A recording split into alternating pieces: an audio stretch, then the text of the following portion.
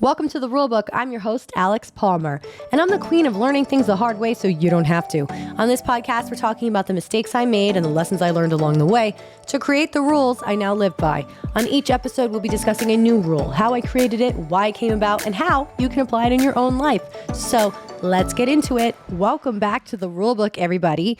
Thank you so much for being flexible with me this week as I navigate my brand new personality trait, which is complaining about how I now have acute bronchitis. Originally, I was diagnosed with RSV some 4 weeks ago. Don't worry, I'm not contagious anymore. You're not going to get anything by listening to this podcast. But basically, it's now become bronchitis. And anyway, I'm suffering. Okay, you can hear that in my voice. And I'm dying to feel normal again. This weekend, I actually went to go see a play, and it was 3 hours long. And I did not know that it was going to be 3 hours long. And the whole time, I was sitting there praying for it to end so I could go and cough. I think that about sums it up. But enough about me and my woes. Let's get into the episode. This week, England's got a brand new monarch baby. And guess what? It's a boy. It's a king. That's right. Prince Charles. King Charles had his coronation over the weekend. And guess who was in attendance? That's right. The spare heir, Prince Harry. Now, if you know me, you know me. I am a Harry and Meghan sympathizer. Don't turn this episode off. This is not what this episode is going to be about. But I am a sympathizer, so I am Team Harry, Team Meghan. But the news of the day was the fact that Harry got in and out of there in under 28 hours. He didn't stay for any after party lunches. He wasn't on the balcony when they all waved to their loyal subjects of England. No, he took off to Heathrow Airport mere moments after the ceremony in his tails. I guess he was wearing tails. They were Dior. So that says a lot. And not only that, but this is a detail that I thought the media was ice cold for covering. The fact that Prince Harry sat in the third row. That's right. He was not in the first row with Kate and William, his brother. He was in the third row with Prince Andrew. I know. Prince Andrew is the one who had the little friendship with Jeffrey Epstein. So that says a lot. So what is rule number 24 then? Well, as someone who sat in the third row of her grandpa's funeral when she was a mere 18, I think I know a thing about family drama. Rule number 24. Blood is not always thicker than water, no matter how many times they try to tell us that it is. Here's the tea, the British tea. This is the first time Harry has seen his family face to face since his memoir, The Spare, I believe that's what it's called. I'm going to feel really dumb if that's not what it's called, came out a couple of months ago. And obviously there were a lot of things said in that book that the family probably would have preferred for him to keep his mouth shut on. He obviously revealed a lot of family secrets and, none too flattering portrayal of his brother William, apparently discussing one of their altercations they had when William lunged at him. And just the fact that he also accused the family of planting different stories about one another in the British tabloids to take the heat off of their respective little houses. It's definitely like a Hunger Games situation happening.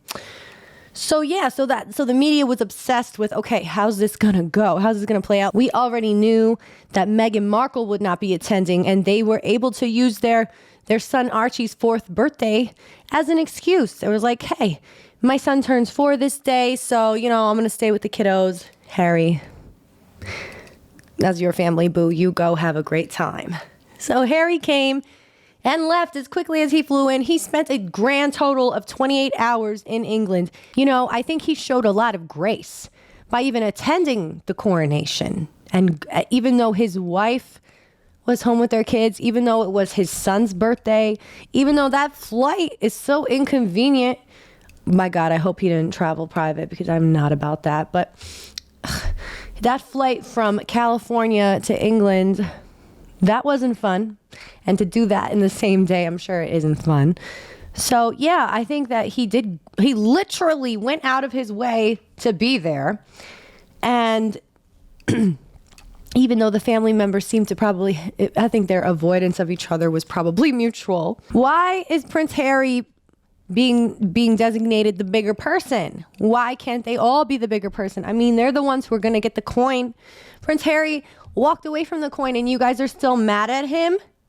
No, I'm so sick of that. People are mad at you for what they've done to you. It's so hypocritical. So let's go back to me, shall we? When I was 18, my grandpa died. And obviously there was a funeral. And this was the grandpa who was the father of my stepfather. I was someone who didn't know her father growing up. So my stepfather was my father, even though he too was absent. So I spent a lot more time with my grandpa. And when my grandpa died, my stepdad was on his fourth wife. Shocker, shocker. My mom did not attend the funeral. No, she did not.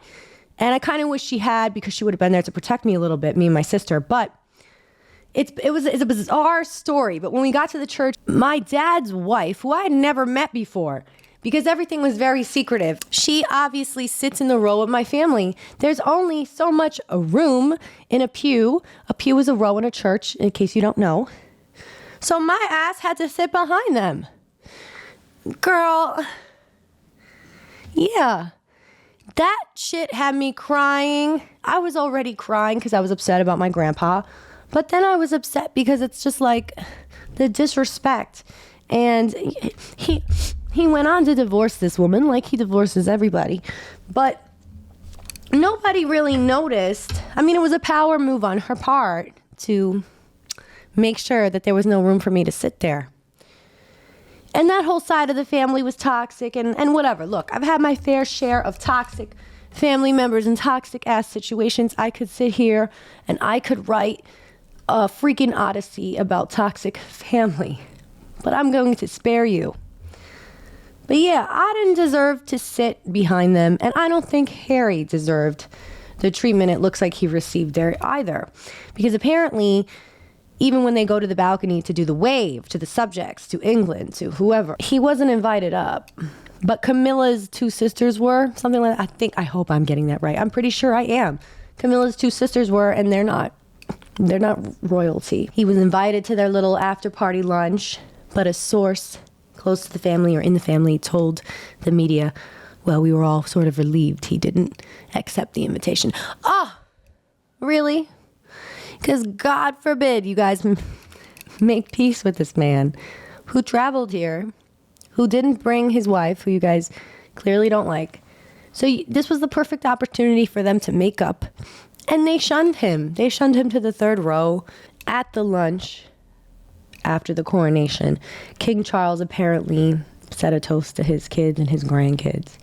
And he mentioned Archie and Lilibet, who are Harry and Meghan's children. And he said, happy birthday to Archie wherever he is. And they were like, he meant it in honest, and he was saddened that his son wasn't there. But did he like really welcome his son? It didn't really seem like he did. Because if anybody has the power to bring Harry back into the good graces, it would be King Charles.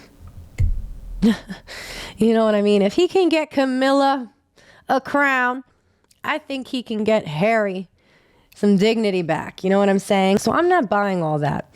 And the whole happy birthday to Archie wherever he is, I feel like that last part was a dig. They were saying he meant it sincerely, but wherever he's in California, babe. You know that. And they said it was two grandchildren who he barely knows. That's really sad. This is the royal family we're talking about. He doesn't know his grandkid. This is a little trashy. It's a little trashy. But yeah, unfortunately this rule is universal. Blood is not thicker than water. It's like those memes.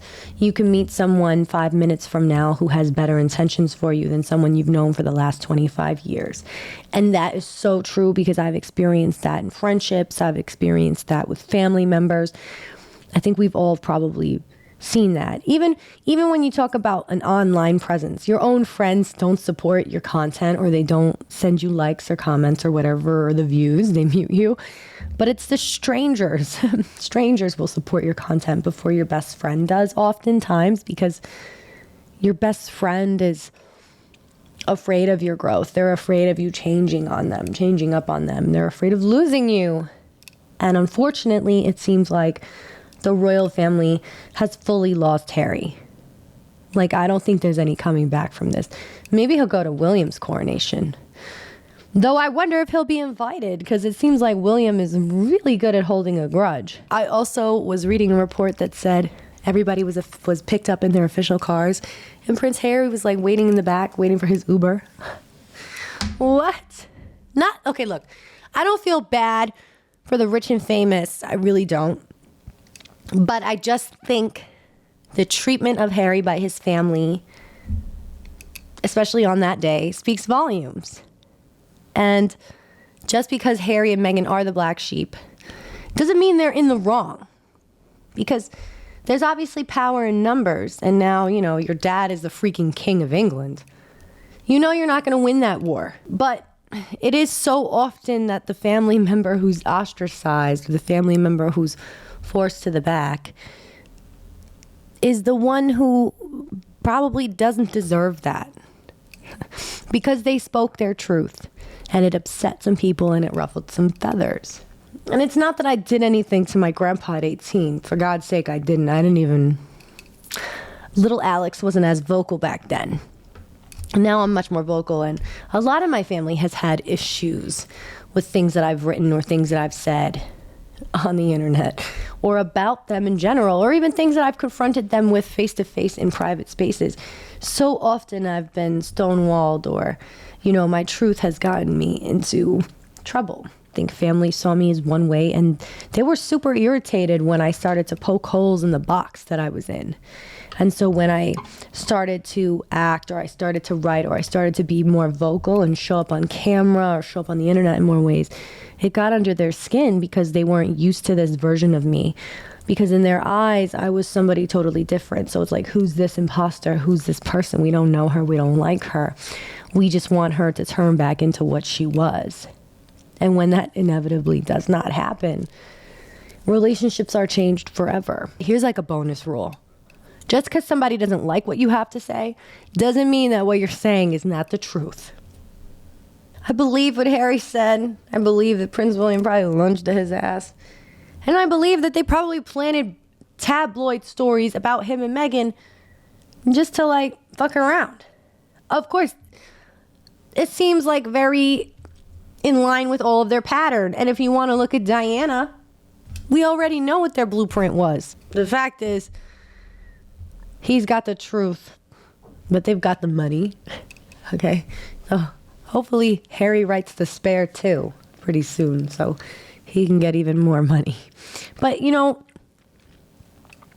family does not always have your best interest at heart. I have learned that many times the hard way. And I know people have been pretty off-put by Harry and Meghan talking so publicly about their experience. But the fact is, it's their experience to talk about. And if the royal family thinks that they're untouchable, or a family in general thinks that they're untouchable, they've got it wrong. They've got it wrong. And I think he's totally entitled to tell his story, and he's entitled to capitalize off of it, because that's what the royals do. They've capitalized off of their own images countless times. So yeah, why shouldn't Harry make a living? Why shouldn't he tell this story? Because a lot of people are interested in hearing his story. This episode has been short and sweet because I'm very sick. And also, my mom has moved in with me, so that's a whole other thing that I don't have time to talk. Well, I have the time, I just don't want to bore the shit out of you. My mom has moved in with me, so this week I found it hard to carve out the time and space literally to make this episode. So that is why it is coming out on a Wednesday instead of on its usual Monday schedule. But next week, this should not be the case. Subscribe to this podcast if you liked it, and follow me at Serious Actress across all social media platforms for more. Bye, guys.